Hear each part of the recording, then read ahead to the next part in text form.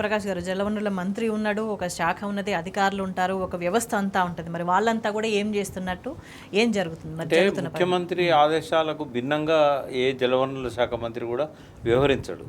రెండోది ఏంటంటే ఈ ఈ పర్టికులర్గా కాంగ్రెస్ పార్టీలో కింది నుంచి పైదాకా ఎవ్వరికి నీళ్ళ మీద అవగాహన లేదు. అవగాహన లేనప్పుడు ఒకటి, రెండోది బ్లేమ్ గేమ్ కంటిన్యూ చేయాలనుకుంటున్నాను దాన్ని అడ్డం పెట్టుకొని. వీళ్ళకు ప్రజల పట్ల ప్రేమ కూడా లేదనేది 57 సంవత్సరాల సమైక్య రాష్ట్రంలో వందల వేల సార్లు రుజువైంది.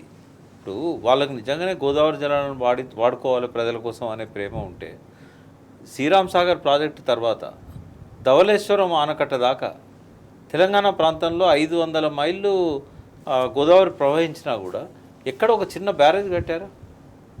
పోనీ మధ్యలో వీళ్ళు అధికారంలోకి వచ్చారు 10 సంవత్సరాలు రాజశేఖర రెడ్డి గారి పీరియడ్లో. దేవాదులకు ఒక బ్యారేజ్ కూడా లేకుండా ఆ బొందలకెళ్ళి నీళ్లు తోడుపోసుకోండి అని చెప్పి ఎంత వెటకారంగా చెప్పారు వాళ్ళంటే, గోదావరిలో ఆడ కొంచెం వాటర్ స్టోర్ అవుతుంది అందులోకెళ్ళి ఎత్తిపోసుకోలేండి అంటే పెద్ద పెద్ద లిఫ్ట్లు అవి.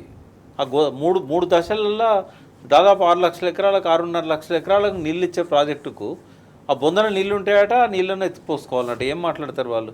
అంటే ఎన్నడూ కూడా వీళ్ళకి తెలంగాణ ప్రజల పట్ల ప్రేమ లేదు. వాళ్ళ పదవుల మీద, వాళ్ళ పార్టీ మీద, వాళ్ళ సీట్ల మీద తప్ప వేరే దేని మీద వాళ్ళకి ప్రేమ లేదు. అదే వారసత్వం కొనసాగుతూ ఉంది. కాంగ్రెస్ పార్టీలో నాయకత్వంలో వాళ్ళ మనస్తత్వాలు ఏం మారలేదు. వాళ్ళ ఆ పాత పద్ధతిలోనే ఇప్పుడున్న మంత్రులు చాలామంది గతంలో కూడా సమైక్య రాష్ట్రంలో మంత్రులు ఉన్నారు. వాళ్ళకి ఇంకా బానిస బుద్ధులు, బానిస మనస్తత్వాలు అవే వెంటాడుతూ ఉన్నాయి. రేవంత్ రెడ్డికి అయితే ఆయనకి ఏ విషయం మీద కూడా ఒక రియల్ ఎస్టేట్ మీద తప్ప దేని మీద అవగాహన లేదు.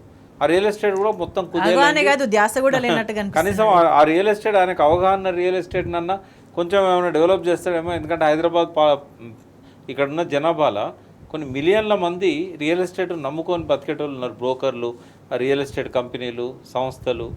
ఇలా రియల్ ఎస్టేట్లో ఉన్న వాళ్ళు కూడా సూసైడ్ చేసుకునే స్థాయికి దిగజారారు. పోనీ ఆయనకు పట్టున్న ఒకే ఒక్క రంగము, ఆ రంగం మీద కూడా ఆయన తన ప్రభావాన్ని చూపెట్టలేకపోతున్నాడంటే కేవలం బ్లేమ్ గేమ్ చేసి కాలం గడపాలి. వాళ్ళు ఏమి చేసే ఉద్దేశం వాళ్ళకు ఉన్నట్టు కనబడతలేదు. కాళేశ్వరంలో వాళ్ళు కనుక అనుకున్నట్టయితే ఈ రబీకి నీళ్ళు ఇచ్చేవాళ్ళు. ఇప్పుడన్నా కనీసం తేరుకొని ఈ వర్షాకాలం వచ్చే లోపల కనుక పనులు మొదలుపెట్టి కంప్లీట్ చేసినట్టయితే కేవలం 4-5 నెలల్లో మేడిగడ్డ రిపేర్ అవుతుంది. మేడిగడ్డ రిపేర్ అయినా కాకపోయినా వీళ్ళు కన్నపల్లి దగ్గర లిఫ్ట్ చేయడానికి ఇబ్బంది ఏం లేదు. ఈవెన్ సమ్మర్లో కూడా చిన్న మట్టి కట్ట అడ్డం పెట్టుకొని వచ్చిన నీళ్ళను అలా పంపించుకొని రోజుకో 1/2 టీఎంసో మే దాకా జూన్ దాకా కూడా ఎత్తిపోసుకోవచ్చు.